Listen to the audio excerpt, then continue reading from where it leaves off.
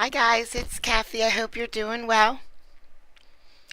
So OJ, yesterday we left off with Doogie Howser, or that little 12-year-old lawyer, talking to Judge Ito, and I think today is when Cochran comes up to rebut everything he said. So I was changing shirts. Yes, I'm gonna try to keep this shirt on for this entire stream. I'm going to try my best. We'll see. We'll see what happens. I can't believe only one person noticed I changed my shirt midstream. That's hilarious. I didn't. I don't have time to watch Netflix. I can't turn on Netflix because I get sucked in and then 2 weeks later you see me again. So, hi Salty. All right. Doogie Howser. Here we go. And that this is evidence, this is a statement more understandable. How does the fact that he says, I was offered to take a lie detector test, either contribute or detract from the statement that he was dreaming about killing his wife? Does it make it more likely that he was dreaming about killing his wife, or less likely? I'd submit to you that it is logically entirely irrelevant.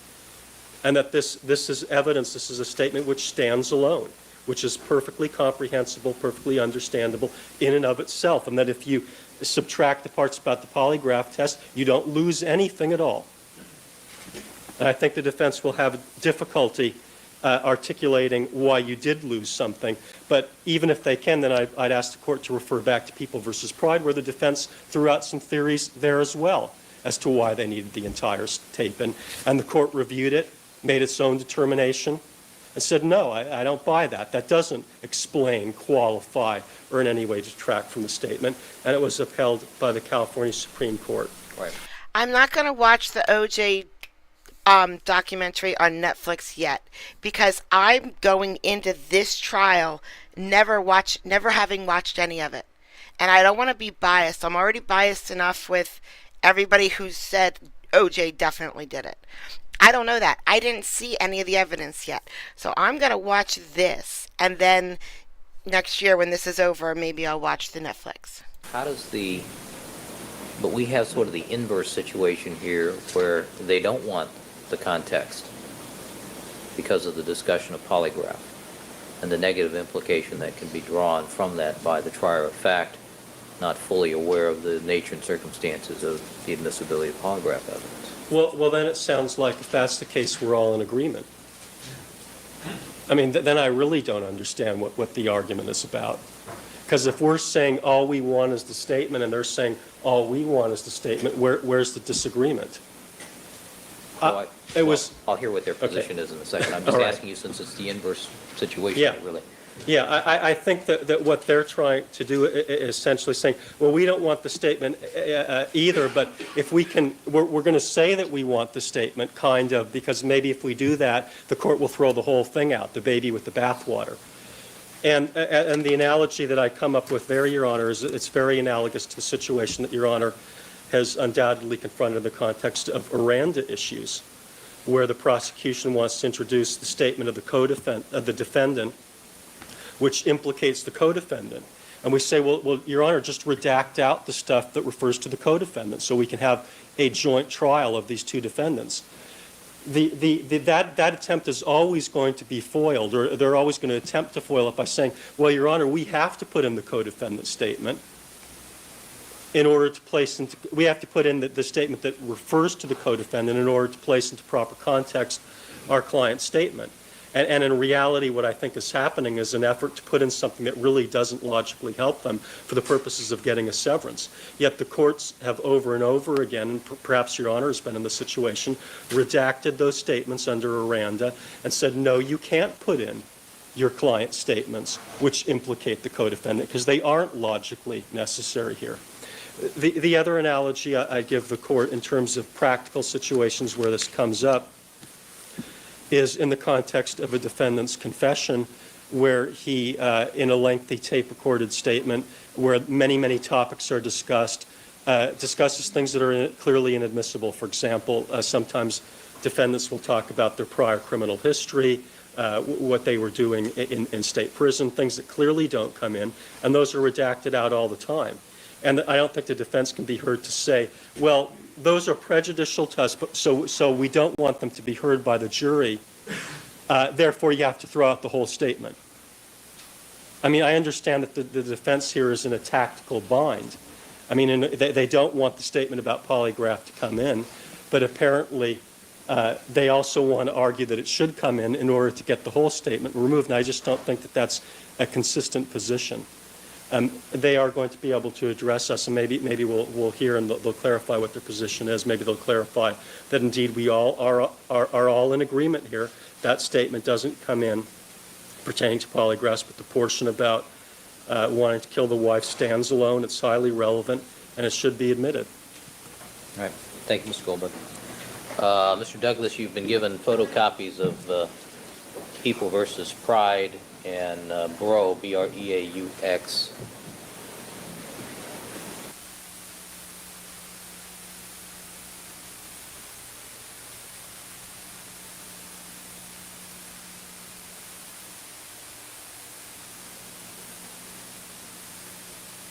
Thank you, Your Honor. And I have had a chance to read the cited portions of the cases that Mr. Goldberg referred to, and I appreciate the court's convenience in that matter. Let me begin by saying categorically that we deny that the conversation ever took place or that the statements were ever made. That the court must understand as a predicate so that the court can appreciate the seriousness with which I will then have to cross-examine the witness about the entire conversation. I'm not sure how many people charged with murder Mr. Goldberg has ever represented, so I don't know how he is able to get into the defense attorney's mind and to understand what it is that the defense attorney has to do. But, Your Honor, let me tell you, there is a statement that is made in connection with a conversation about polygraphs. And most importantly, right before the question comment is made, there is then a chuckle. He kind of chuckles then. Your Honor, as the court understands as a former defense attorney, I am going to examine this witness about everything given the context of that conversation because, as I said as a predicate, the conversation did not occur. And I am going to try to demonstrate that he's lying when he says that Mr. Simpson told him that there was a dream about killing his wife.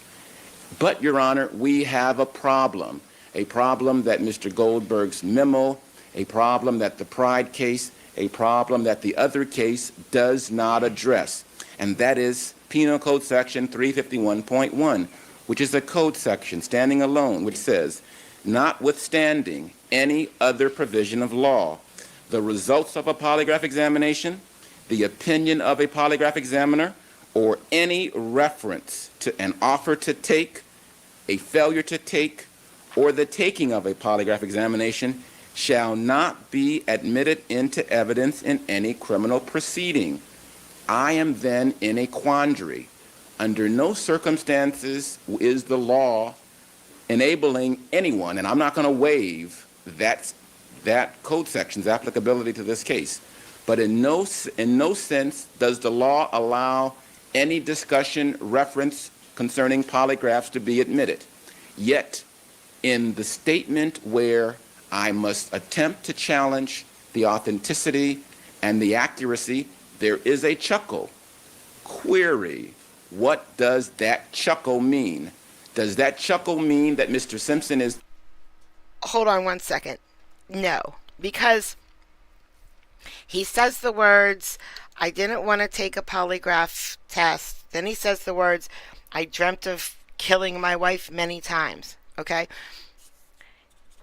So if they take out the part where he said, they wanted me to take a polygraph test, if those words, they wanted me to take a polygraph test, cancels out everything else someone says, then you could say anything. You could say, they wanted me to take a polygraph test, but I didn't because I absolutely killed that person. and then you can't have that statement come in. I absolutely killed that person. You can't have that come in because they started the sentence with they wanted me to take a polygraph test. It would just be a blank check to say whatever you want, and they can't get it in a court. So no, no, that's the law is about the polygraph test. What they're trying to get in is a statement he said about killing his wife. It has nothing to do with the polygraph test. Taking a flip sense of the whole concept of a polygraph, does that chuckle presage the joke that was made by the question language, such that the jury can understand that the question language was given in terms of a joke because the speaker has a general flippant, joking sense of polygraphs in general? I am unable to challenge that. I am unable to put this statement, which I say never occurred, in any kind of a context. And that is unfair. That denies me due process rights.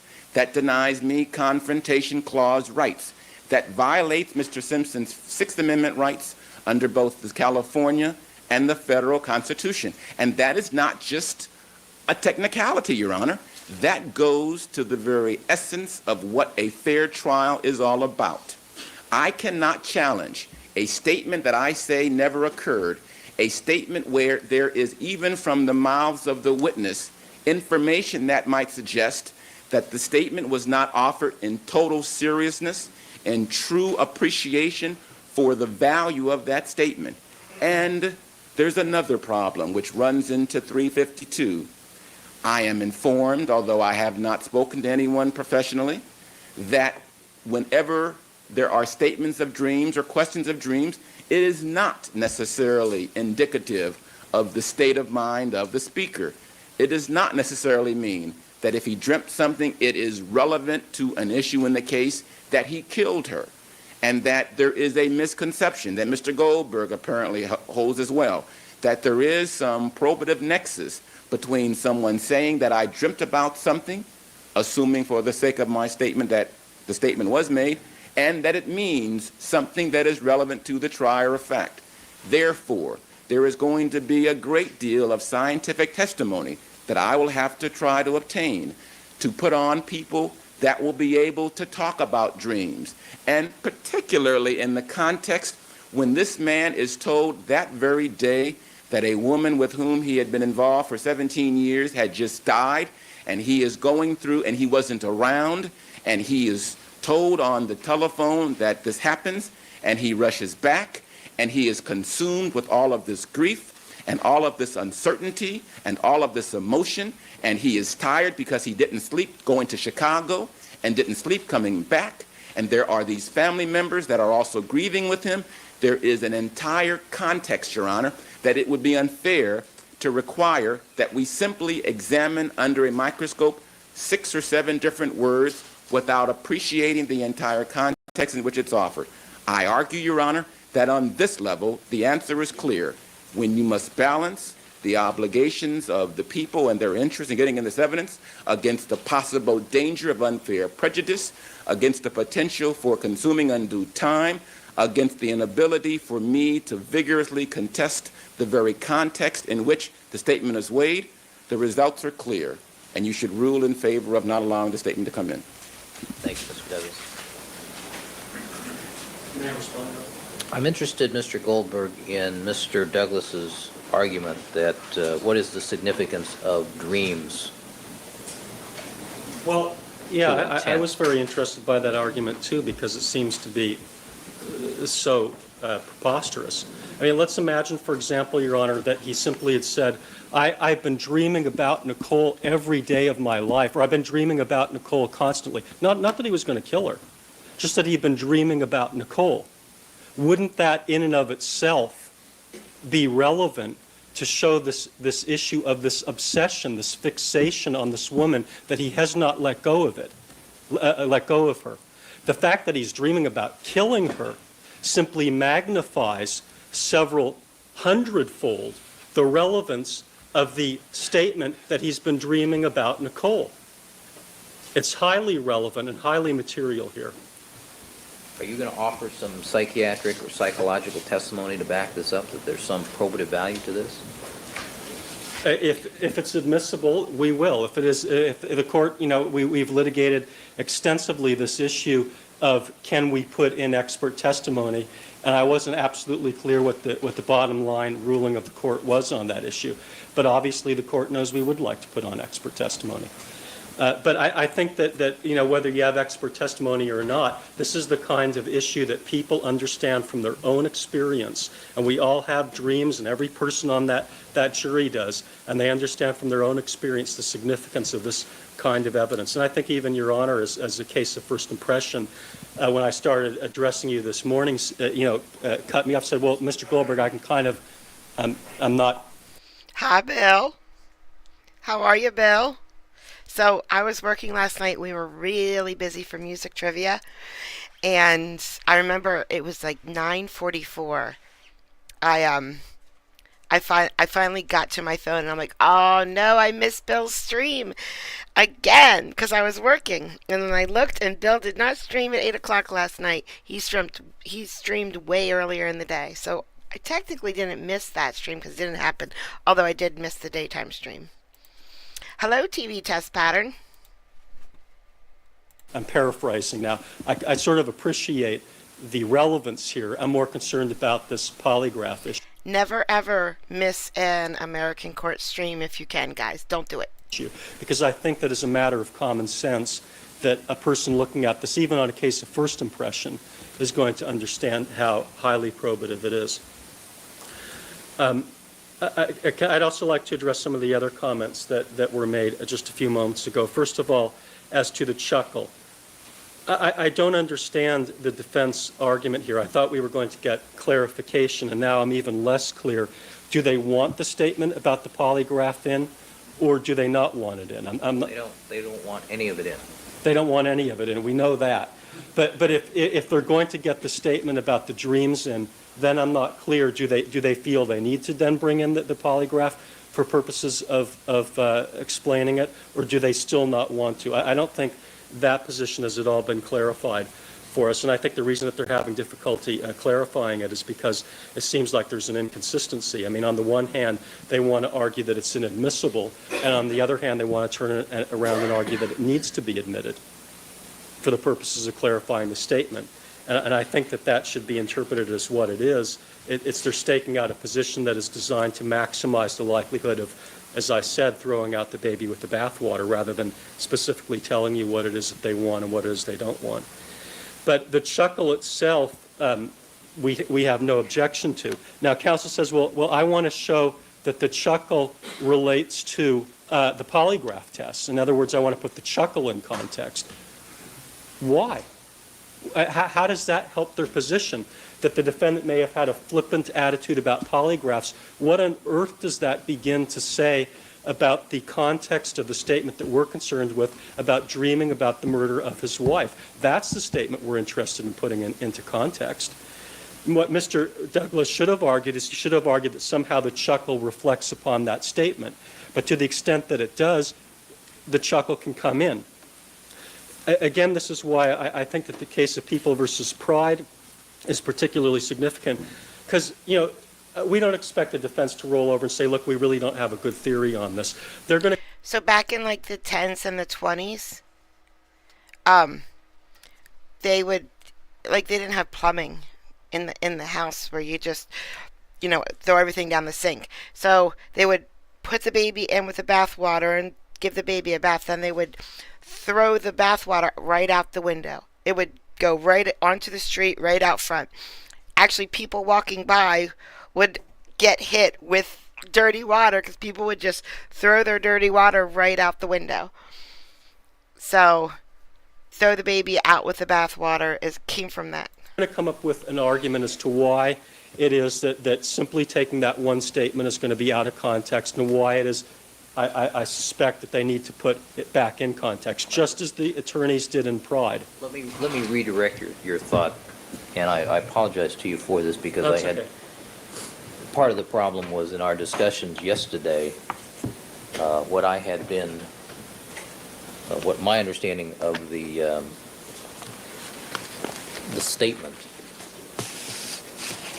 in particular was that I have been dreaming about killing her.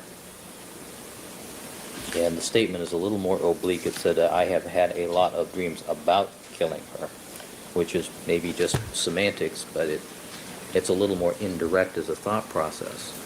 So the question then becomes, what is the probative value of putting your head on the pillow and then having dreams about killing your wife?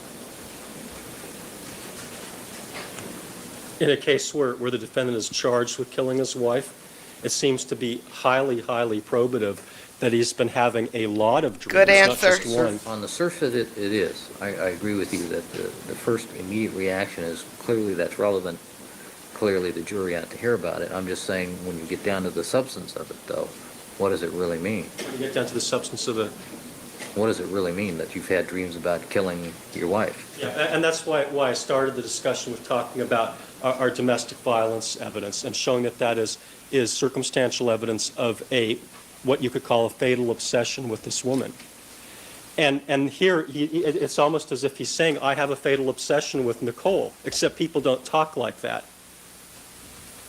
And the way that he expresses it is he says, I've been having a lot of dreams about killing her. And to me, that seems like it's so obviously powerful, compelling evidence of this fatal obsession with this woman that it's almost difficult for me to think to articulate, to put it into words. It's one of those things that almost seems to leap out. You mean self-authenticating? Yeah, I suppose you could say that, Your Honor. Something like that. All right. Mr. Goldberg, how would you propose to present this, knowing the minefields that are apparent on either side of the sentence?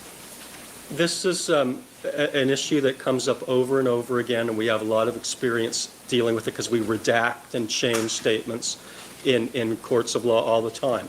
And the way that this is handled is you speak to the witness. I understand that. Yeah. I'm just saying, are you prepared? Have you prepared to do that? Well, I'm not going to be presenting this witness, but I'm sure that whoever does will sit down with him and explain the court's ruling. And I thought this was the next witness up. Yes, but the court hasn't ruled on it. I don't know whether Mr. Darden has actually gone through and said we're going to have a hearing on this issue. It would be rather difficult to explain to a witness. You may have to keep something out of your testimony, but we're not sure at this point. And it doesn't really take too long to give that kind of an explanation. So the proposal is you speak to the witness, you tell him exactly what you're going to be asking him, what specific question you're going to be asking about a conversation that took place on a certain date at a certain location. And did Mr. Simpson say something about dreams? Yes. Well, what did he say? And then the witness will give that one single sentence. So I don't see that mechanically that there's a lot of difficulty in terms of presenting that evidence, Your Honor. I don't suppose either side has found cases that deal with admissibility of dreams.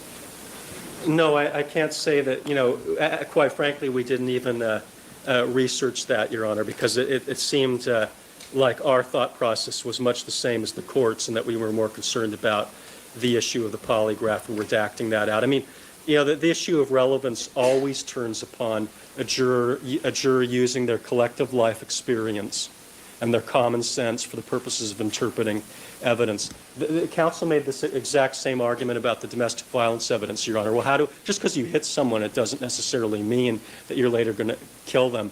Just because you do these various things doesn't necessarily lead up to murder. But what we're always asking the jury to do with any kind of circumstantial evidence is use common sense, life experience, and that's all we're going to be asking them to do here.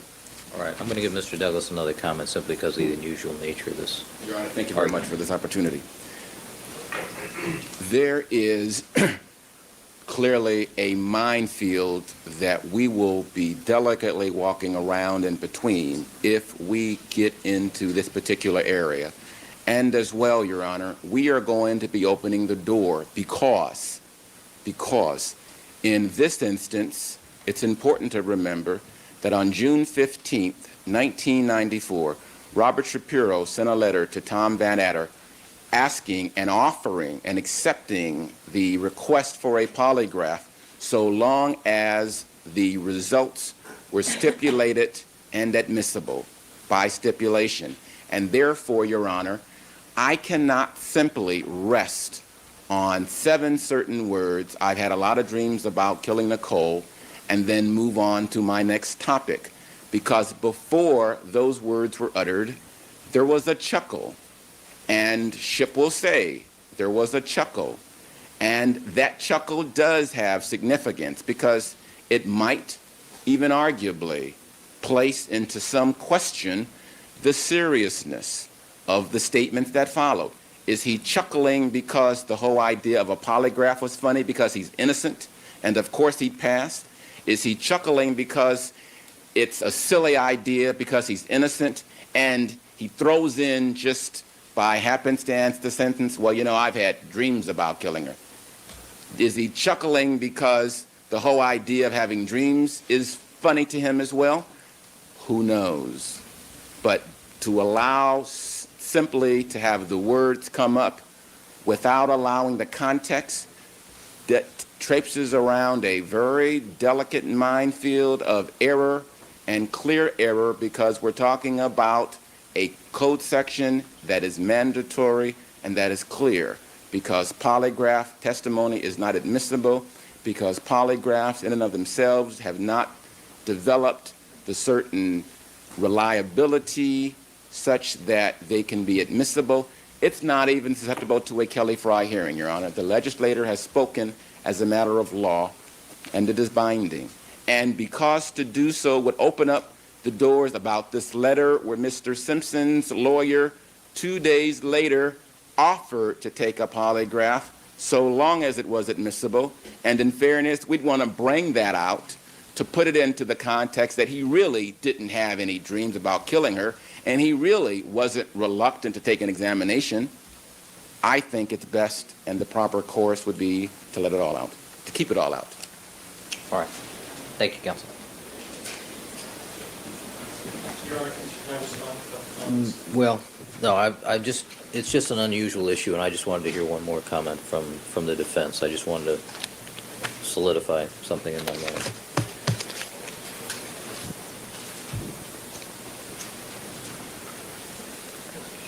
All right, the objection to the comments will be sustained as to any commentary regarding polygraph under Evidence Code 351.5, if I'm not mistaken.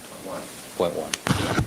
The statement regarding the dreams about killing will be admitted. Mr. Darden, are you going to be presenting this? Yes, I am, Your Honor. Is your witness prepared and instructed? Wow. I'm going to need 10 minutes. They won. Wow. They won. They're getting it in. He's in the building. He's upstairs. I just want to make sure he understands a couple of things. All right, any other minefields that I need to deal with before we invite the jurors? All right, as a matter of scheduling, I indicated to counsel yesterday that we would recess today at 2 o'clock because some of the court staff and some of the counsel have asked permission to attend a funeral this afternoon. I've indicated that I would allow them to do so, so we'll recess at 2 o'clock. We also have a 4 o'clock hearing as to Marguerite Simpson this afternoon, which I've asked Mrs. Robertson to contact Mr. Jones to see if he had another date.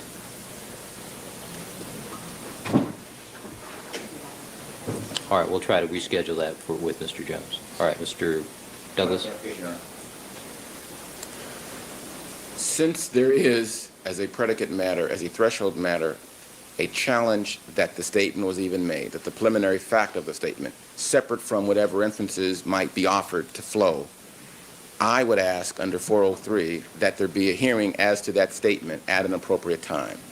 I don't want to take from the jury right now, but I would ask, Your Honor, that as a preliminary matter that be allowed, and secondarily, No. I would ask for my own purposes and my office's purposes that I be allowed to know that I can seek to obtain expert witness testimony about dreams, because I am going to intend to challenge any sort of probative weight that the people are going to attach to this alleged statement, which I contend never occurred.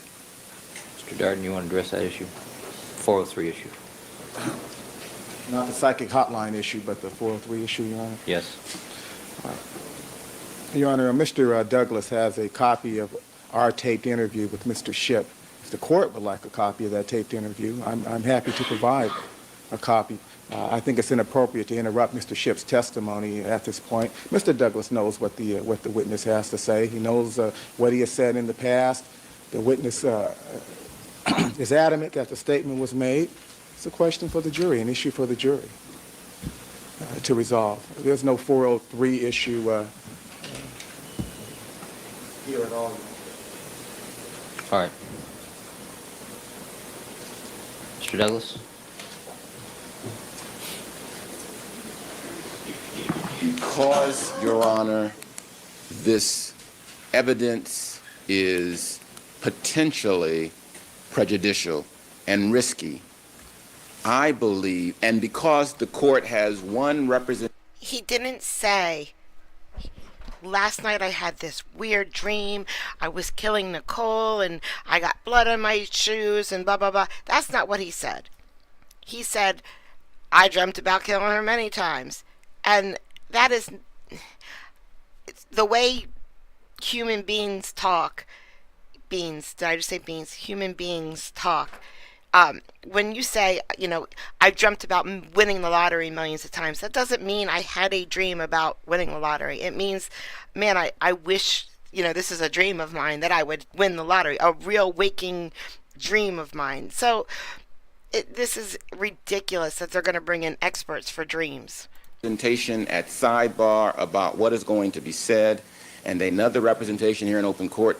There's another representation in a book where this witness's conversation has been reflected. There are aspects of this witness's background that I think will be probative for the court to evaluate preliminarily. I think the more prudent course would be for this court to first hear the entire statement so this court can understand why I think it important that I go into the circumstances and the tenor under which it's spoken before the court allows the jury to hear this certain statement. I'm not going to ask for a 403 with every particular witness.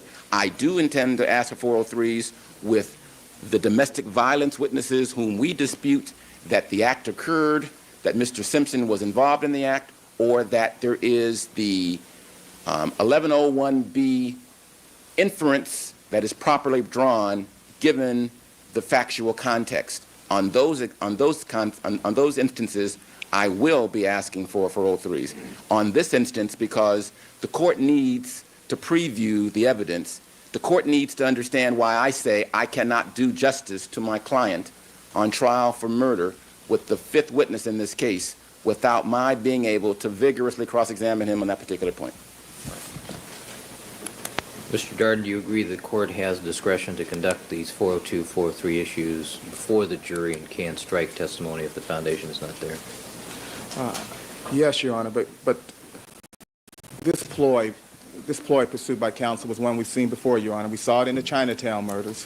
What counsel is really asking for is a dress rehearsal of a witness whose testimony is extremely damaging to his client. The court has a copy of a transcript of the taped interview. The witness is here. He is ready and willing to testify in a manner I believe will be consistent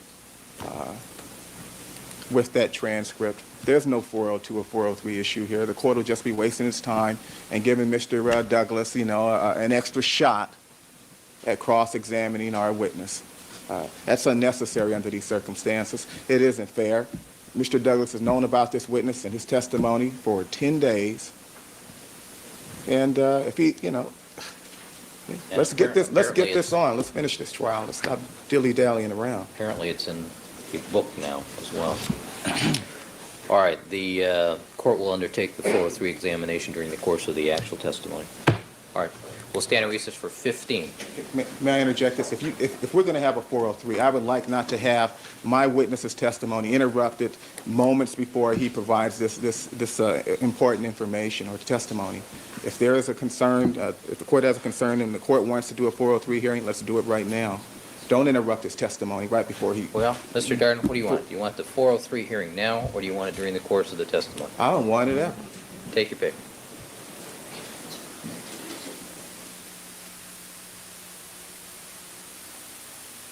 The jury is there. The cameras just don't show them. With these things, Judge, I miss it sometimes. Thank you. You're welcome. 15.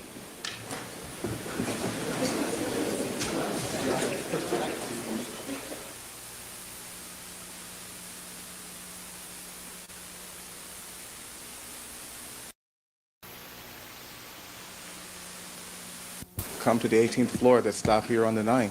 You're right. You're 100% correct. They were not in the room for that. You're right. You're right. It takes several minutes to get one. It's a nightmare. Every day. It's killing me, Judge. Thank you, Mr. Chairman. You're welcome.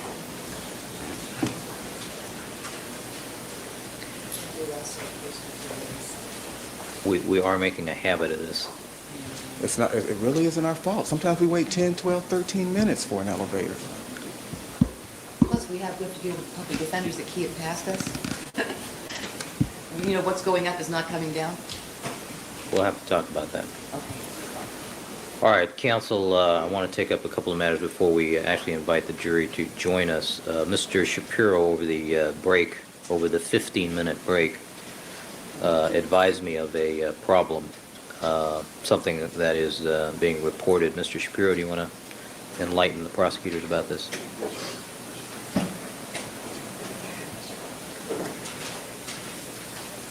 Counsel, why don't you have your witness have a seat, because it'll be a bit before we get there.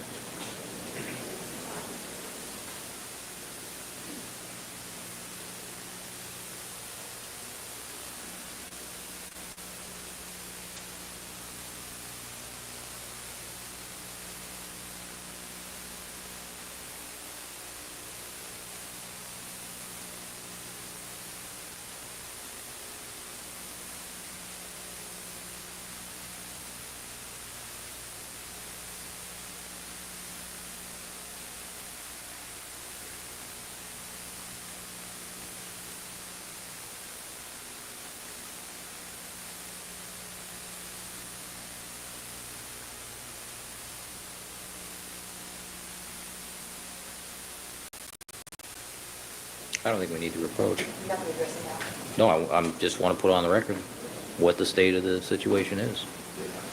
I have informed them of our conversation, Your Honor. All right. Well, Mr. Shapiro, this is something I need to put on the record at this point. You've indicated to the court that apparently the chief of police has made some indication that he's received a communication from this court. No, it was reported to me that there were some news reports, not directly from the chief of police, but from some other members in the media, that there were communications between yourself and the chief of police regarding whether or not the chief of police should make any statements regarding this case. I thought it incumbent upon myself as an officer of the court to inform Your Honor in case you had not heard those. Your Honor has assured me, which is exactly what I anticipated was the case, that you have not talked with the chief of police. But I wanted to make sure that if these rumors are out in the press and they're reported to me, if they're reported to others, that it's something Your Honor would and should want to know about. I think perhaps this is a misinterpretation. If you recall, about 3 months ago, when we were dealing with the leaks problem, at the request of both parties and with the consent of both parties, I sent a letter to Chief Williams asking him to do whatever he could to investigate the leaks and stop anything that was leaking out from his department. That was our request. Right. That was the only communication this court has had with the chief of police. I think the record is clear, and that was exactly what we anticipated. And I think it's very important that the press accurately report. All right, thank you for bringing that to my attention, Mr. Shapiro. There's one other matter. I noted that Tracy Savage, good morning, Ms. Savage, is a guest in our court today as a media representative, and I recall that she is on the defense witness list, and there is a witness exclusion order at this time, and I wondered what the party's position was about Ms. Savage remaining. May we approach him over this? Sure. See you today. Ms. Savage, would you stand and wave to Mr. Cochran?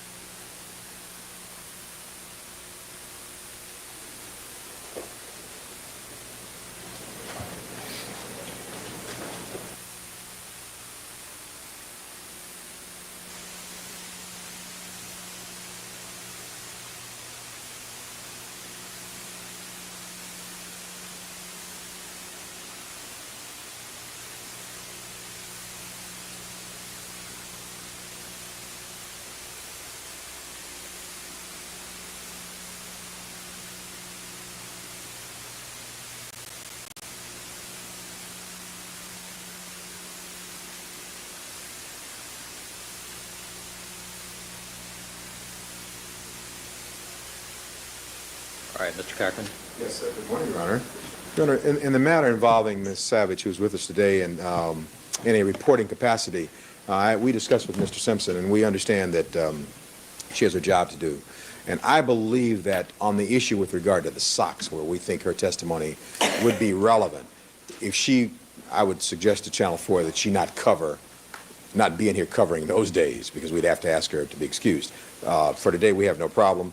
I believe with regard to much of the foundational material, Ms. Clark and I will be able to stipulate, because it was a date in which she and I mutually called for an internal affairs investigation, because there was these leaks and results when the socks were still there.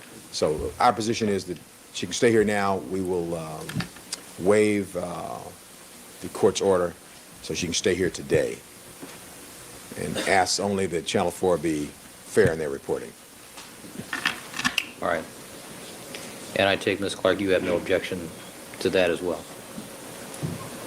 That's correct, Your Honor. The people have no objection. To a large extent, I think that the matters that counsel is going to be seeking to put before the jury are a matter of public record, if not actually a matter of videotape that has already been broadcast, and I don't see any problem with Ms. Savage remaining. All right. Then objections having been waived, will allow Ms. Savage to remain for those portions of the proceedings that have nothing to do with the DNA testing. However, Ms. Savage, you should have your station manager reassign you when we get to the DNA issues. All right. Also, you're not to watch any television coverage of the DNA issues. All right. Let's have the jurors, please. Judge, did we reschedule the motion to quash on Marguerite Thomas? We have not yet been able to make contact with Mr. Jones. Yeah, so we're clear. Your last statement about not watching any television coverage regarding the DNA hearing, that was not a joke. No. That was not a joke. Some No, people laugh, but that's not a joke. No, I think Ms. Savage understands the court's order, correct? All right, she indicates in the affirmative.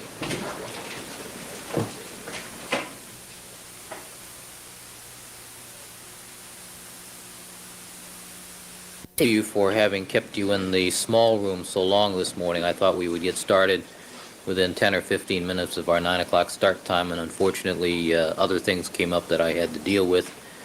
In your defense, Deputy Magnera urged me not to bring you down until 10 o'clock, but I thought we'd get it done sooner, but these things happen. All right, are the people ready to call their next witness? Yes, Your Honor, we are. All right, Mr. Darby. Good morning, ladies and gentlemen. The people call Ron Ship to the stand, Ron. All right, Mr. Shipp. Raise your right hand, please. You do solemnly swear that the testimony you may give in the cause now pleading before this court should be the truth, the whole truth, and nothing but the truth, so help you God? Yes, I do. Please be seated and state and spell your first and last names for the record. Ronald Ship, RONALD SHIPP. Mr. Dart.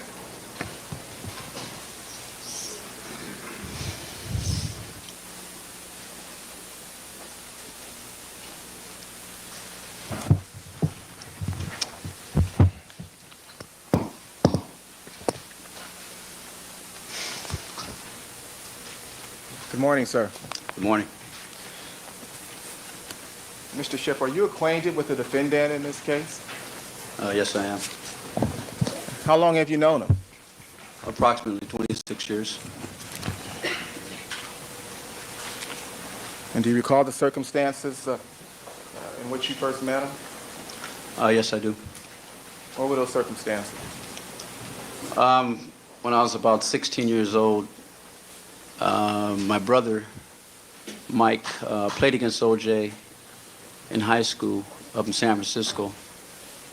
And he had come down to Los Angeles right after O.J. had won the Heisman Trophy. And myself, Mike, and my brother Skip went over to O.J.'s house and congratulated him. That was when I was 16 years old. And did you and the defendant develop a friendship after that initial meeting? We weren't very close at that time. I'd run into him from time to time, and every time I'd see him, he'd ask me how was Mike doing, and but we weren't really that close at that time. Okay. Well, as the years went on, did you develop a closer relationship? I'd say approximately from about 1978 on. Did you visit the defendant's home? Yes, I did. On how many occasions? How many occasions? Yes. Gee. Let's see, in 78, I was a police officer at the time, and I was assigned to West Los Angeles Division. And at that time, I would go up there on occasion, probably approximately maybe 2 times a week, up until 1982. You were an LAPD officer? Yes, I was. When did you join the LAPD? 1974. And you're no longer an LAPD officer? No, I'm not. And when did you leave the LAPD? I believe it was October of 1989. And you say that during the time that you were a police officer, you were assigned to West LA Station? And I was assigned to West LA from 1978 to 82. And West LA Station has jurisdiction over Brentwood, is that right? Yes, it does. Okay. Now, a moment ago, you testified that there was a time period in which you would go to the defendant's house perhaps 2 times a week? Approximately. On those occasions, were you on duty? I'd say half. Sometimes I'd come by in the patrol car, and other times I'd go by there and play some tennis. Do you play tennis at the defendant's home? Yes, I did. On his tennis court? Yes, I did.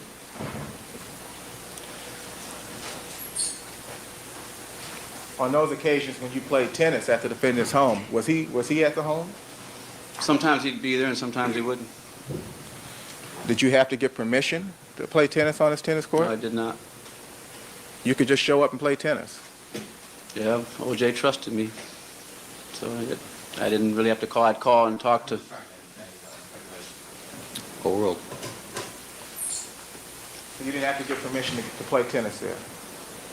No, all I had to do was clear with. I'd call the maid, or whoever was there, and just let them know I was coming. Okay. You said that O.J. or the defendant trusted you? Yes, he did. I thought he did. Now, what period of time are we talking about here? From playing tennis? Yes. Approximately from 1978 to 82. Was there a security gate at the house on Rockingham at Yes, that there time? was. Did it require a security code or something to open the gate? No, to my knowledge, there was just a button that you would push.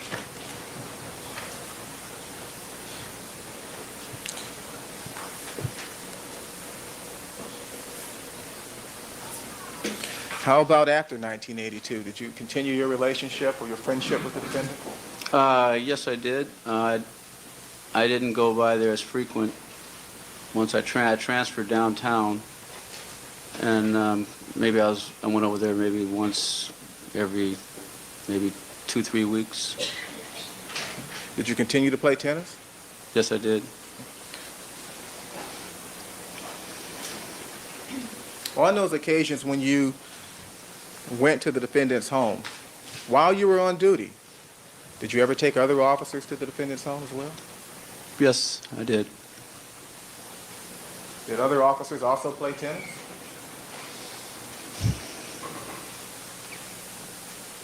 There was only one officer I used to play with.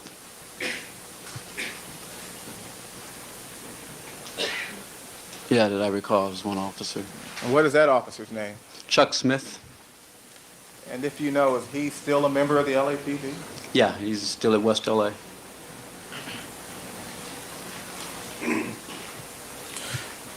Did other officers also visit the defendant at his home? To my knowledge, no, unless they came over with me. Well, did you take officers to the defendant's home other than Chuck Smith? Yes, I did. If I was on patrol, sometimes I would take people over there. I used to get a kick out of not telling them where I was going and ringing the doorbell and have OJ come out and greet him. How many other officers would you say you took to Rockingham? Wow.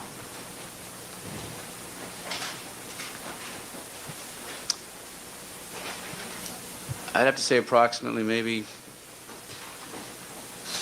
40 guys, maybe. And were these 40 guys all members of the LAPD's West That LA is pretty Division cool. or Station?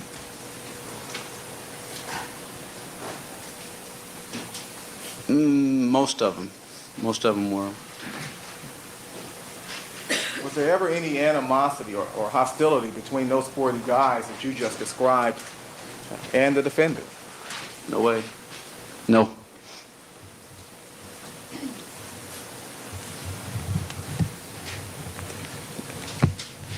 Did any officer get the defendant's autograph? Yeah, a few of them. I got autographs from OJ for a few of them. A couple were women that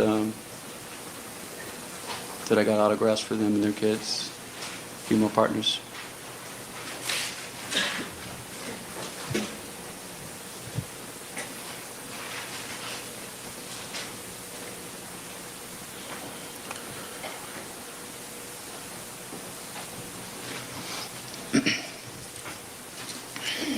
West LA Division holds an annual Christmas party, is that right?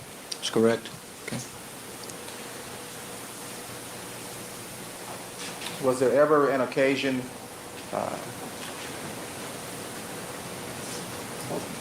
where you were in charge of getting celebrities to come to the annual Christmas party? One particular time, yes. Do you recall which year that was? I believe it was either 1980 or 81. And did you arrange for a celebrity's appearance at the Christmas party? I thought I did. Who was that person? OJ. The defendant agreed to appear at the LAPD's annual Christmas party? Yes, he did.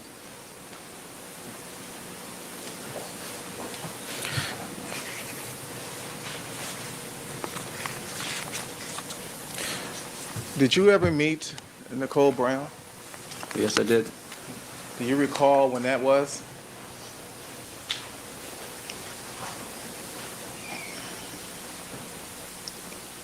It was either 79 or 80. I'm not sure. Were they married at the time? No, they weren't. Did you ever visit Nicole Brown at Rockingham? Yes, I did.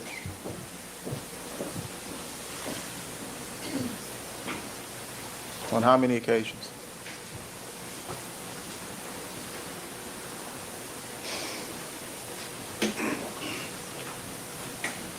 I can't remember exactly when she moved in. So whenever she moved in,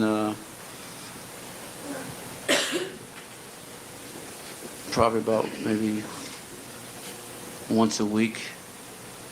We were once again on patrol most of the time. And did you consider Nicole Brown a friend, Yes, I did. as you did the defendant? Yes, I did. And do you and the defendant remain friends today?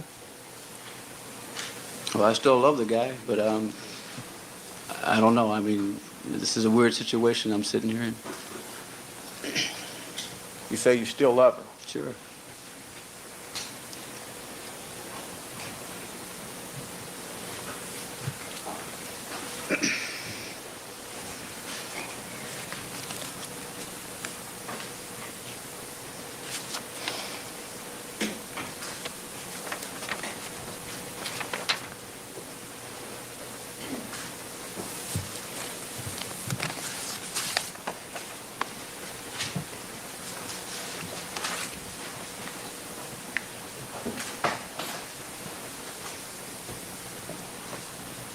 Did you ever attend parties at the defendant's house? Yes, I did.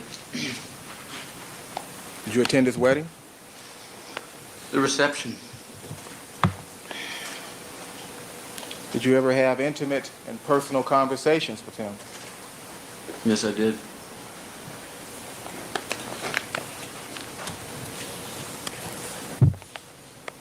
What kinds of things did you talk about during those personal and intimate conversations? Sustain.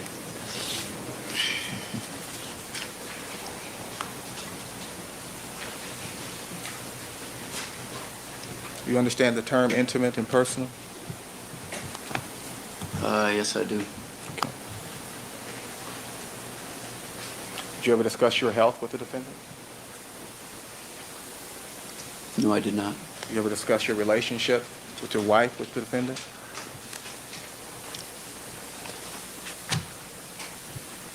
I don't believe so. Did he ever discuss his relationship with his wife, Nicole, with you? This is a long time ago. Irrelevant, perhaps. I think this is foundational. We're not going to content yet. Overruled. You can ask the foundational questions.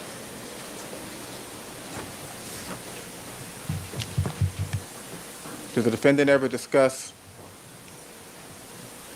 his relationship with his wife, Nicole, with you? Yes. Yes, he did. You testified a moment ago that you understand the term intimate and personal, correct? Yes, I do. Could you give us some examples of some of the intimate and personal conversations you had with the defendant? Objection, Your Honor. May we approach? One offer of proof. All right, with the reporter, please.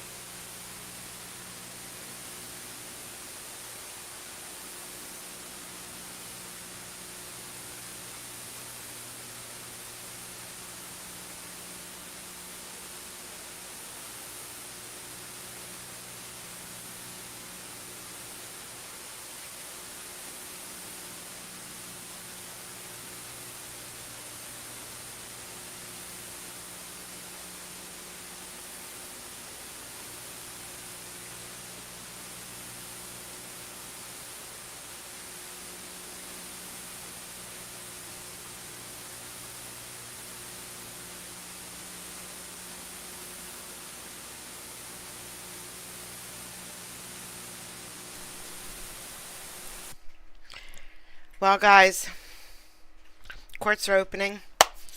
We made it through another hour. I just read chat today and everything, and I see that this is about to get much crazier as we go along. I know, John, I want to get... You know what? I really want to, so I'm going to. You guys go about your day if you want to, but I'm going to keep going. I'm going to finish this video. I'm going to miss some courts. It's fine. This video is like 40 more minutes. I'm going to keep going because I need to know. I'm not going to stop it here.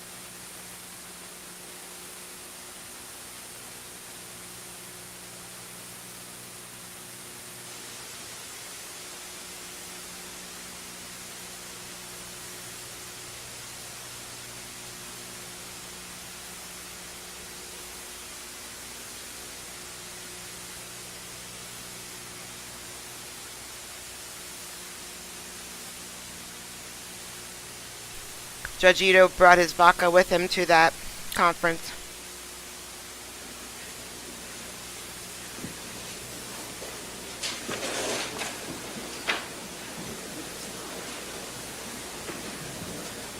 All right, thank you, counsel. Perhaps, Mr. Darden, you can give us a little tighter focus on our inquiry here. And I'll withdraw the question. All right. In addition to playing tennis at the defendant's home, what kinds of other things did you and the officers you took to his home do?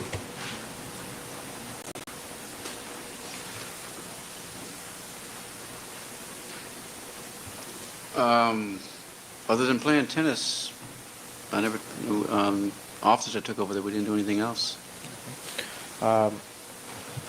Did the defendant have a swimming pool? Yes, he did.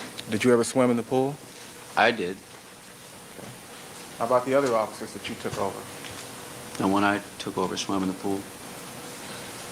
Now, do you know whether or not those other officers ever went back to the defendant's house on their own? Not to my knowledge. You have no first-hand knowledge of that. I do not.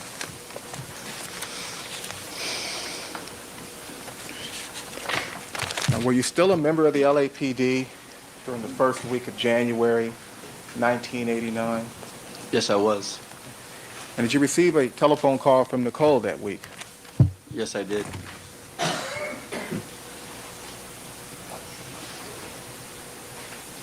And did she ask you to do something? Yes, she did. What did she ask you to do? Question, Your Honor. I'm sorry? It is a question. What did she ask him to do? And the content of that answer is hearsay. I'm not asking for the answer to the question. Just asking the question. It's not offering the truth. I understand. Sustained. She asked you to do something. Yes, she did. And this was during a telephone call. Yes, it was. Did you call her or did she call you? She called me. Did she appear upset or sound upset at all? No, I'm going to say that. Overruled. Oh, I'm sorry. Yes, she did.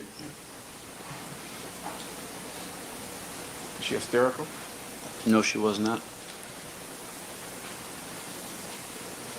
And what did you do after she asked you to do something? She asked me, Sustained. Mr. Shipp, the question was, what did you do after the request was I'm made sorry. of you? Not what when I we- got off of work, I went over there. Now, you're going over there. Was that in response to something she asked you to do? Yes, it was. And did you do exactly what she asked you to do? Yes, I did.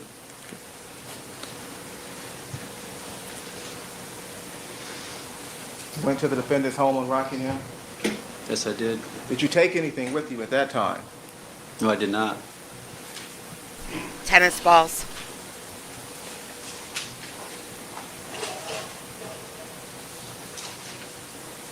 Did you drive your personal car onto the property at Rockingham?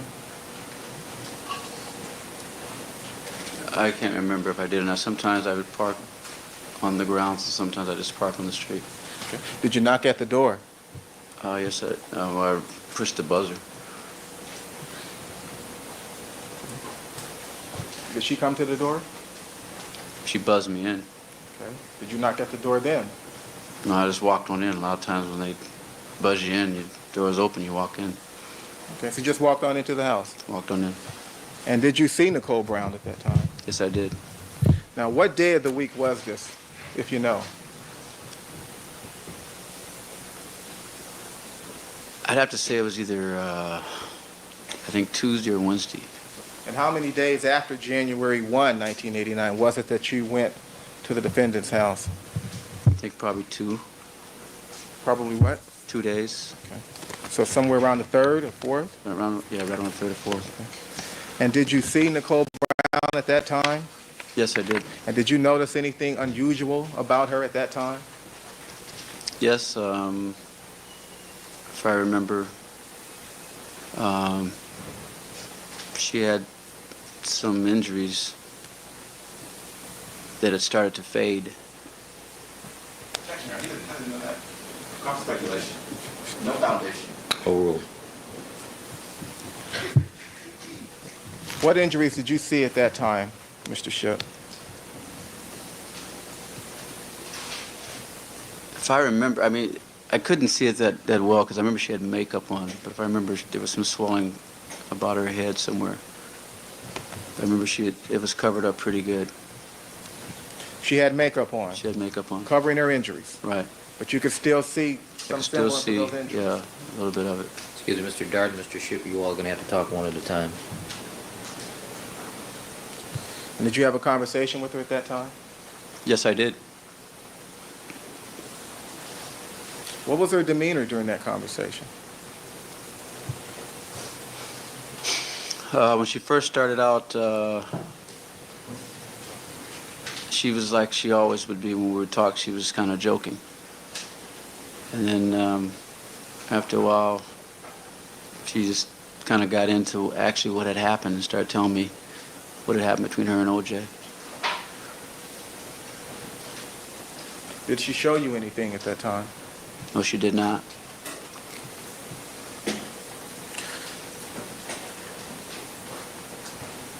What were your duties and responsibilities with the LAPD during the first week of January 1989? At that particular time, I was on loan to West Los Angeles. Actually, it was the Valley Division Forgery Unit, which was actually out of West Los Angeles. Okay. Now, does the LAPD have a police academy? Yes, they do. What exactly is a police academy? Police Academy is where all the recruits receive your training prior to becoming a full-fledged Los Angeles police officer. And were you ever assigned to teach any particular subject at the police academy? Yes, I was. Were you so assigned during January of 1989? No, I was not. When had you last been? Actually, let me correct. Okay, I was assigned to the academy, but I was on loan to forgery, West LA Forgery, Okay, so you're still a member of the police academy teaching staff. on paper. And did you specialize in a particular area? Yes, I did. You taught a particular subject. Yes, I did. And what was that subject? Domestic violence. You taught domestic violence, Yes, I did. and you taught that to other police officers. Other police officers and recruits.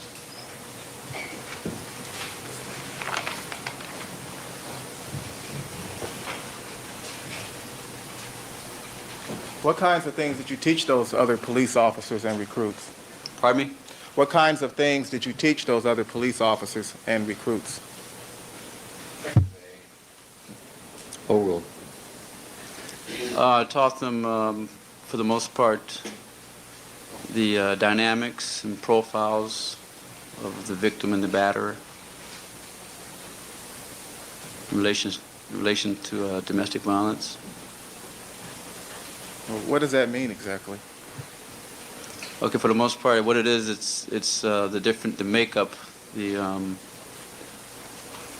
how can I say this? The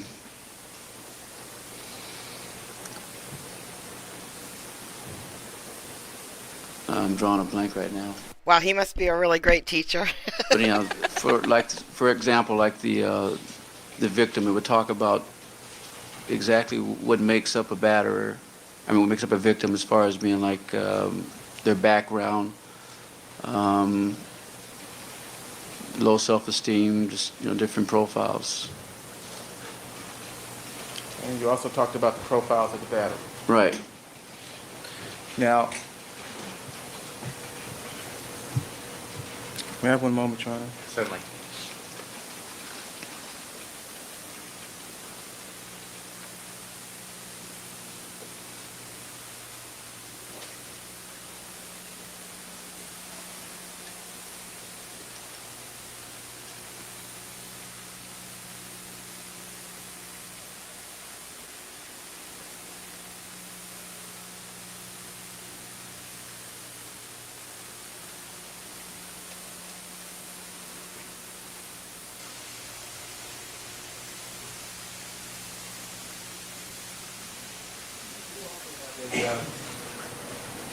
Strike that. At some point, did you develop a teaching plan or teaching outline? I didn't develop it. It was already given to me from the academy.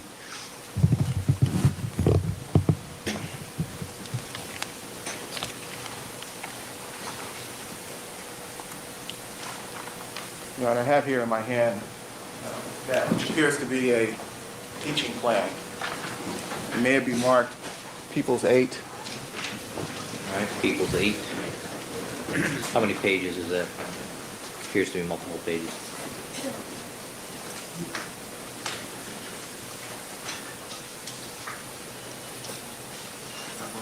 Sure.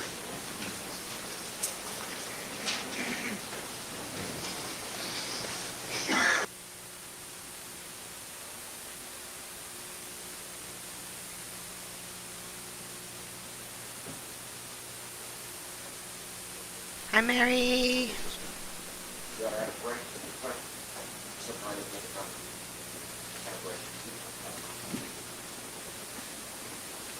Showing you People's 8 for identification, Mr. Shipp. Does that appear to be a copy of teaching outline on domestic violence that you just mentioned a moment ago? Yes, it is. It's a portion of it. It's enlarged from how I remember it, but yes, it is. What is page 1 entitled? Victim's pro. Sure.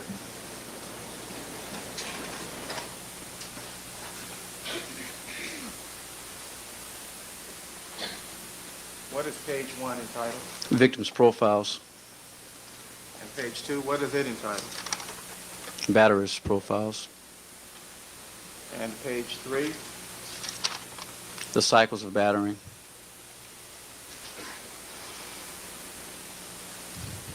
Is there a 4th page? Battering and arguing.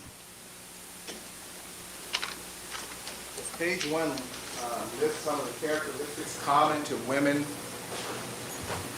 who remain in abusive relationships? Yes, it does.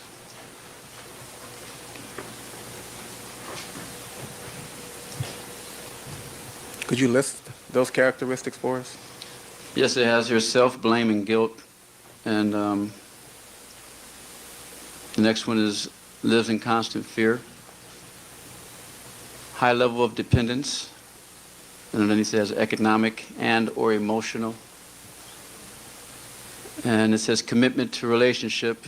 Will do almost anything to keep the family together. Traditional sex role, meaning she's a mother. I would object to the reading of this document at this point because this witness is not an evidence runner. And I think that it was a hearing that we're going to have about this entire situation. Counsel has an objection. You should ask her to approach the side. All right, that's a speaking objection. Let me see counsel at the sidebar, please.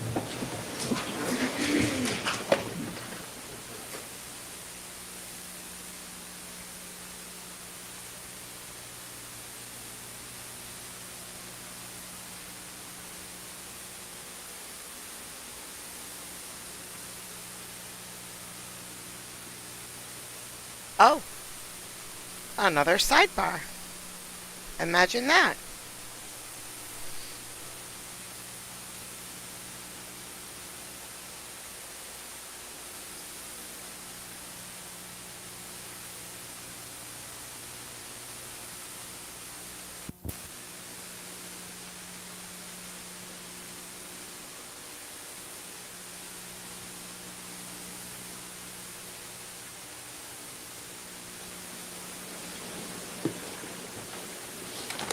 right, thank you, counsel. Ladies and gentlemen, let me just remind you that the testimony that you were hearing regarding the 1989 incident is limited, this testimony is limited to that particular incident at this time. All right. Mr. Darden. Can I have the last question read back, Your Honor? What happened to Wilder?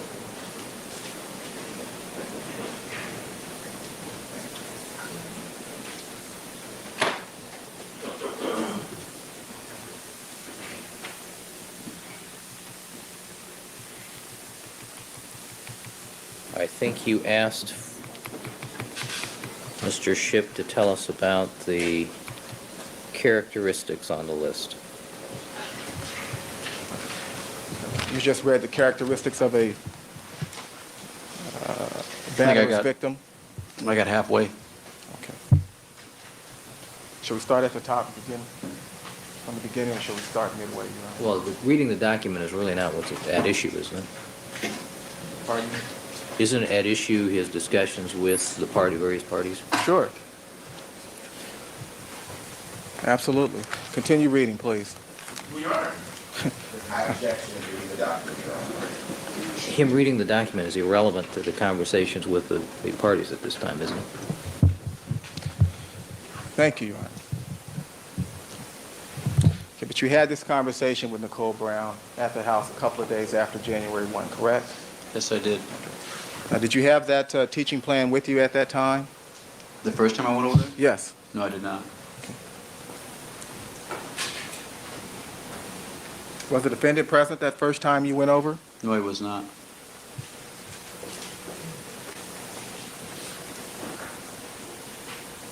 How long were you at the house that day, that first time? First time I was there probably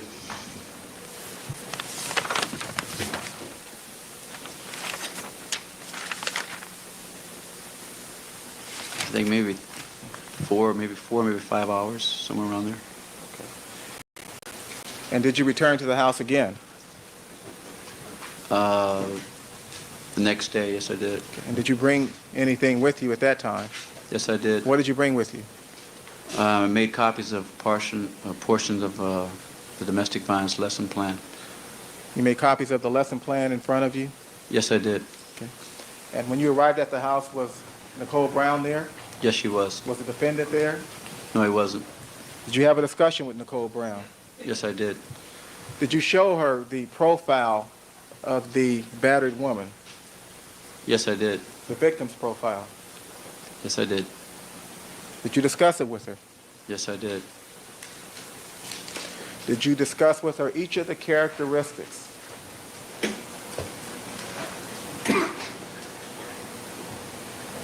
of the victim profile? Yeah, I showed them to her and just went down, and we read them together. Did you ask her which characteristics seemed to apply to her?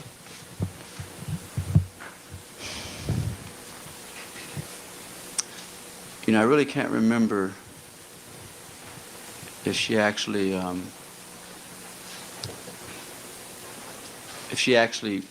came out and said, "Well, yeah, this is all me," and I really can't remember that.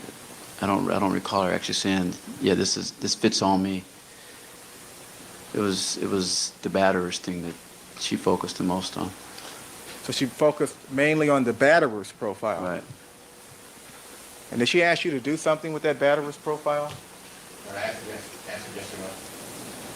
Yes. This is inappropriate.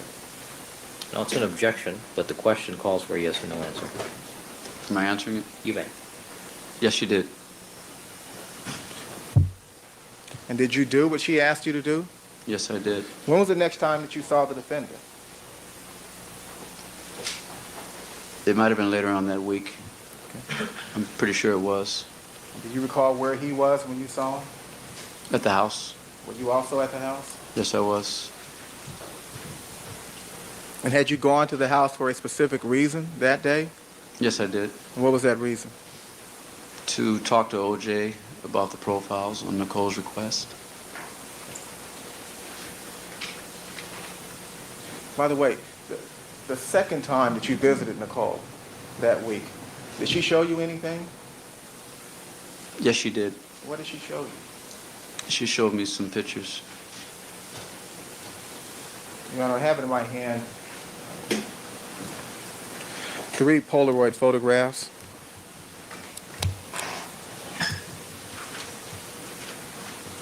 And they be marked people's 9, 10, and 11? Yes.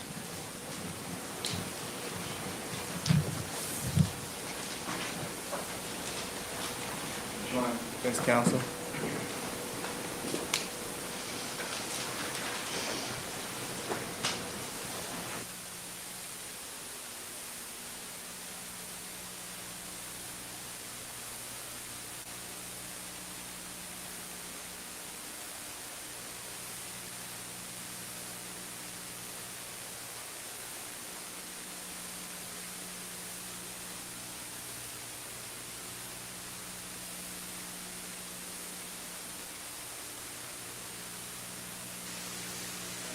Other questions while we wait for defense counsel?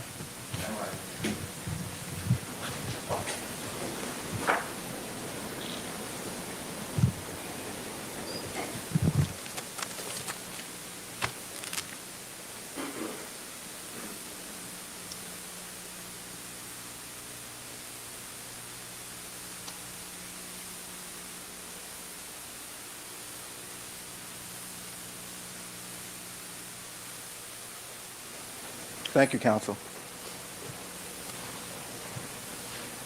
May I approach, Your Honor? You may. Mr. Ship, let me hand you people's 9 for identification. Do you recognize that photograph? No, I don't. You've never seen that photograph before? No, I have not. Who was the person depicted in the photograph, if you know? Your Honor. Overruled.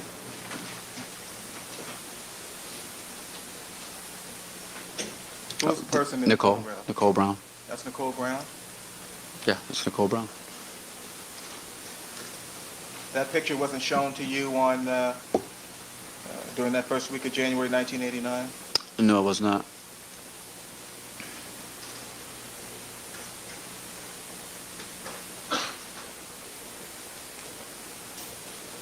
Showing you people's 10 for identification. You recognize that photograph? No, I do not. Was that photograph shown to you? No, it was not. Showing you people's 11. Who's depicted in that photograph? Nicole Brown Simpson.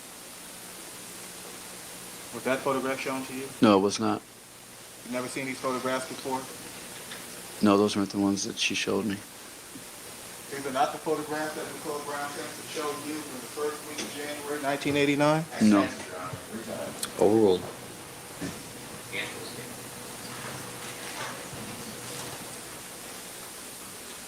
So the record is clear. Each of these photographs depict Nicole Brown, is that right? That's correct. But you were shown some photographs. I was shown some photographs. And were those photographs of Nicole? Yes, they were.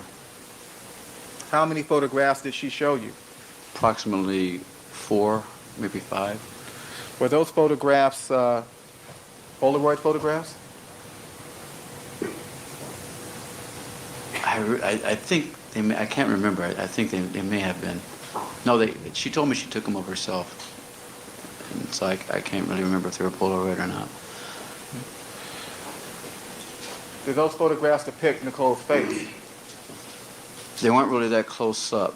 They were more, if I remember, they were more of her body. The ones that I saw. What parts of her body were depicted in those photographs? I remember her left arm stands out, and also her, if I'm not mistaken, her left upper thigh. Any other parts of her body that you recall? That's all I can remember. And did you notice anything unusual on her left arm and on her upper thigh, that is, as shown in those photographs?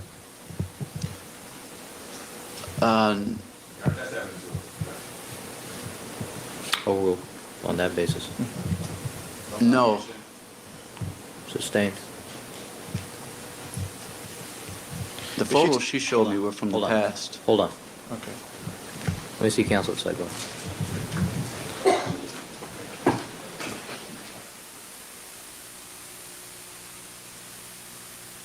What was the point of him showing a bunch of photos that he's never seen before? I don't understand.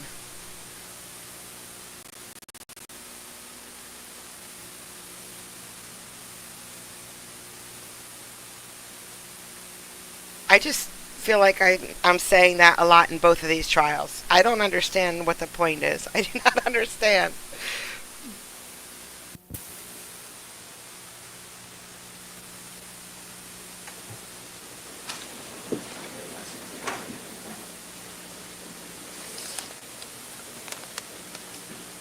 All right, thank you, Madam Reporter. Mr. Darden? The photographs that you saw, sir, of Nicole Brown's left arm and thigh, did you notice any injury to those areas on her body in those photographs? Yes, I did. What did you see? There were like bruises, darkish, kind of bluish color. Why did she show you those photographs? Sustained? Do you know why she showed you those photographs? Probably. Sustained.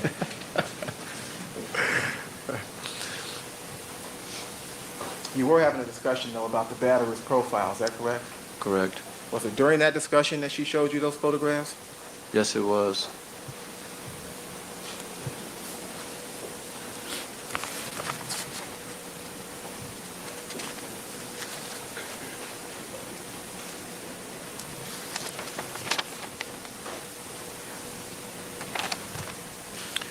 And during your discussion of the batterer's profile, did you and Nicole Brown agree on a specific course of action? Yes, we did. That's when, Correct. Next question. Did you intend to pursue the matter further? yes, I did. What did you tell Nicole Brown you were going to do? That I would meet with OJ.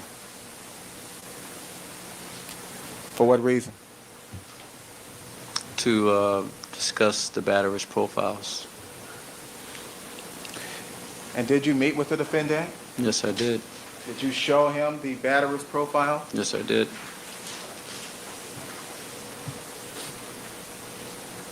And that profile does list certain characteristics of a batterer. Is that right? That's correct.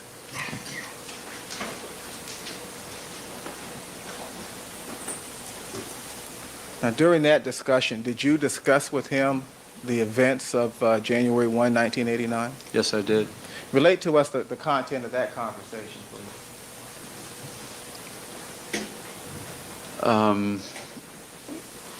OJ had said that they had gone out that night. He and Nicole, Marcus, and Kathy. And they had had a pretty good time. That they had too much to drink. They were partying too much, and when they got back, they got in an argument. Did he say what the argument was about?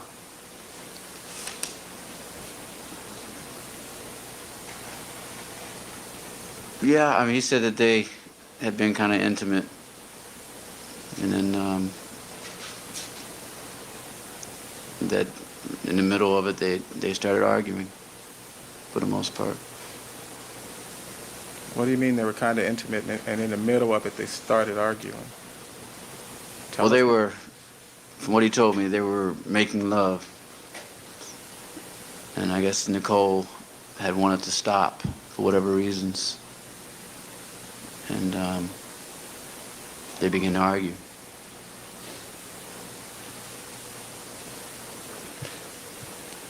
Did he tell you what happened next?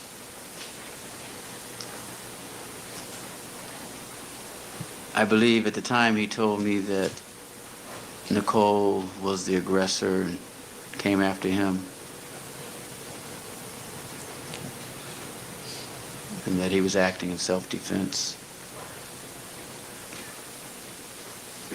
What did he say that he did to Nicole in self-defense? He had told me what he had, at the time, that he had was defending himself and had pushed her away, and he didn't really hit her. He said that all he did was push her away. At the time, Did he say what happened next? um,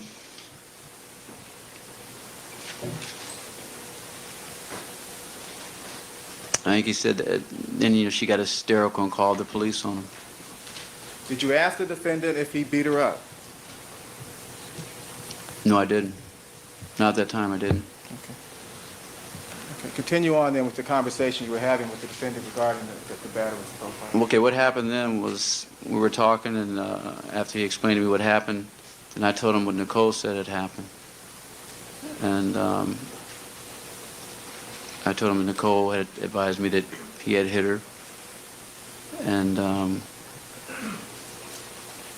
that after looking at the profiles, she felt that they all fit him to the T. Sustained. Hold on. Curious to disregard any comment by the witness as to what Nicole Brown Simpson said at that time. Mr. Darden. No.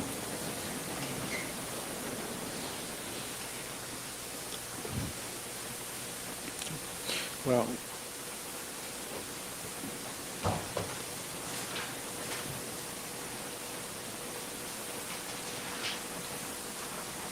I'm a little confused as to what's in and what's out now. Sure.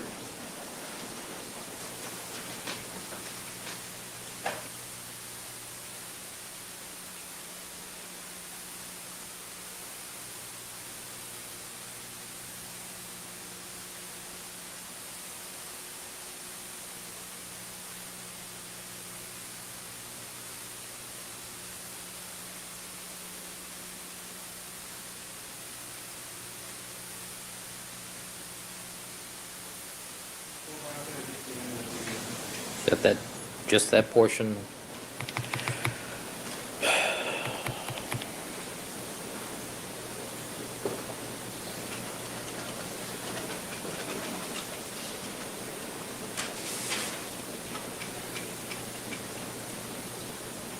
From the part I told him what Nicole said had happened, and I told him what Nicole had advised. That's all stricken. Anything this witness just said that was said by Nicole Brown Simpson is stricken as hearsay.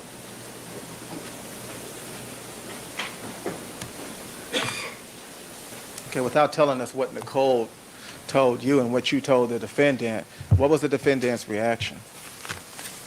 At the time, after we went over all the profiles, he denied that any of those were him, except for maybe one. And which one was that? The jealous. He said maybe I might be a little jealous, and that was it.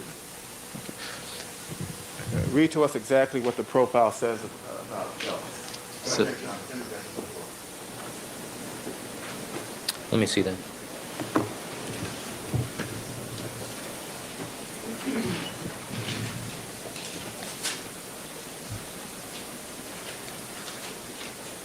Thank you.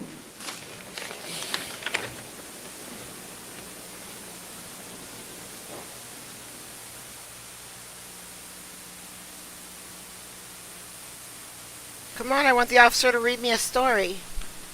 Read me a story.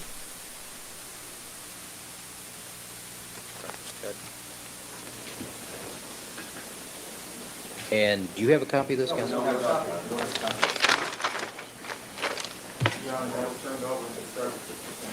Well, they don't have their copy here.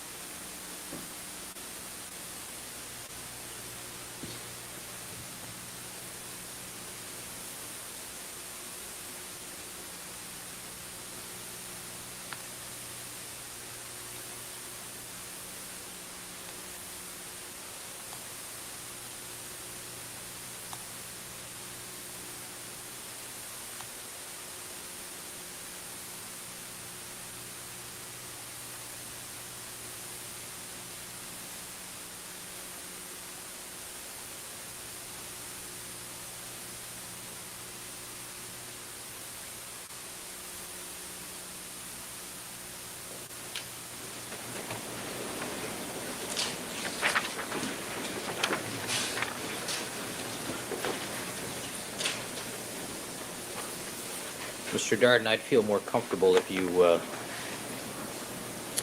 ask the witness one additional foundational question regarding whether or not that was actually discussed. Second item. Mr. Schiff, showing you page 2 of the document, and directing your attention specifically to lines 3 and 4.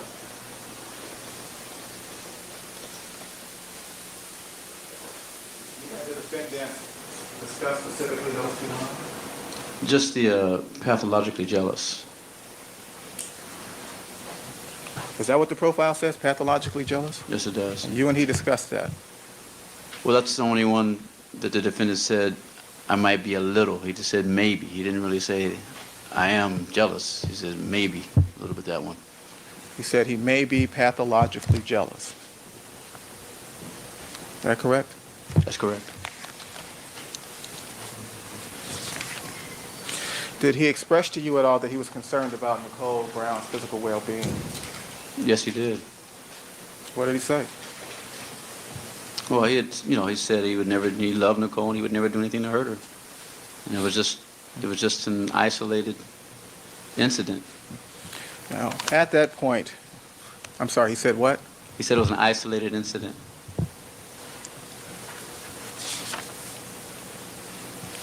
Now, had you read anything in the newspapers up to that point that is about the January 1, 89 incident?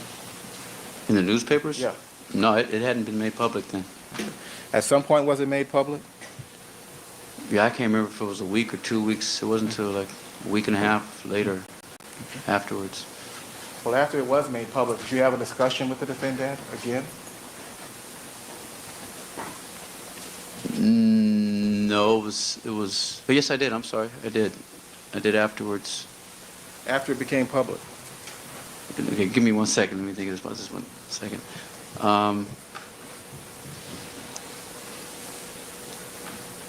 No, it was before it was made public. I had a discussion with him. Yeah. Okay. And did that discussion was it in regard to publicity? Yes, it was. What did the defendant say about that? Well, at the time, he was very upset because he thought that, he was going to lose Hertz and his image was going to be tarnished. And he was just Nothing much. asking me to tell Nicole, hey, this is never going to happen again. And, that he loved her. Well, the city attorney was considering filing charges at that time, correct? Correct.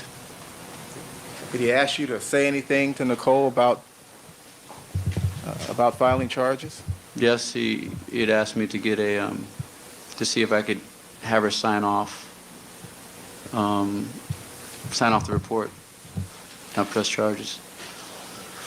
He asked you to see if you could get her to sign off the report? Yes, he did. And what does signing off the report mean?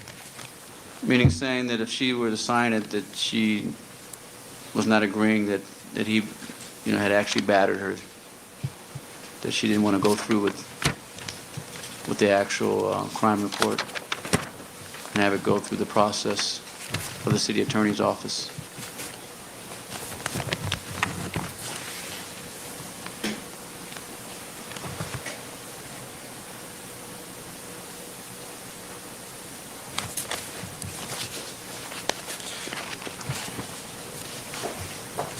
Did you ever contact the city attorney's office on the defendant's behalf? Never. Did you ever speak to any supervisor in the LAPD on the defendant's behalf? Yes, I did. Why did you do that? Well, here once again, I was caught between a rock and a hard place, and I wanted to try and help OJ out, but at the same time, I felt that I didn't want to do it because of what I knew as far as, that type of relationship. But I brought the paper over to her.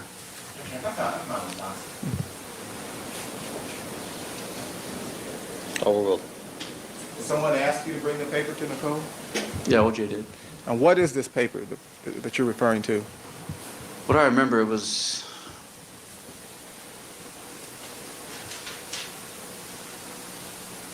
a document. I can't remember what the actual wording is. It was something to the effect that, I do not wish to press charges at this time. Something like that. I can't remember. Okay, but you were a member of the LAPD at that time, is that Right. correct? Warren police officer. Right. Yes, I was.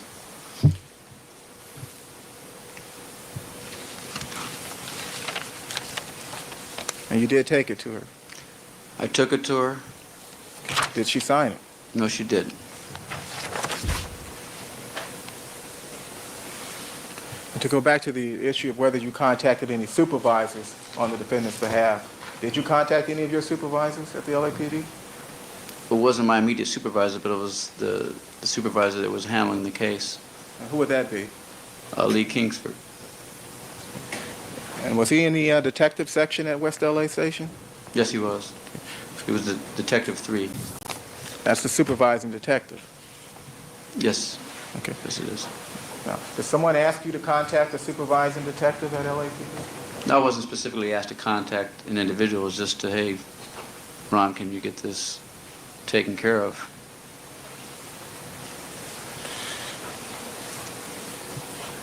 Well, did the defendant tell you how or what to do to take care of it? No, I didn't. Well, what was your understanding of that request? What did he mean by take care of it? If I could, Overruled. if I could take the, if I could bring the document that Nicole would sign it, because at the time, Nicole wasn't sure what she wanted to do. Okay. Yes, thank you, Your Honor.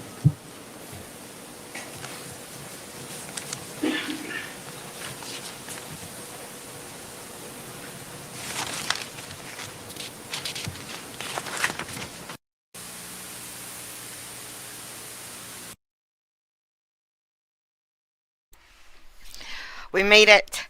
We made it to the end. Oh, I'm so late. Ah. Guys, thank you for hanging out with me for OJ. I love this OJ trial. I am learning so much. That's now we're shut-in cheerleaders. Yes, we are. Yep, there's tomorrow. We're going to pick it right back up tomorrow. We're going to get through this one thing at a time. Guys, I hope you guys have a great, great, great day. Thank you so much for coming out. Bye, guys.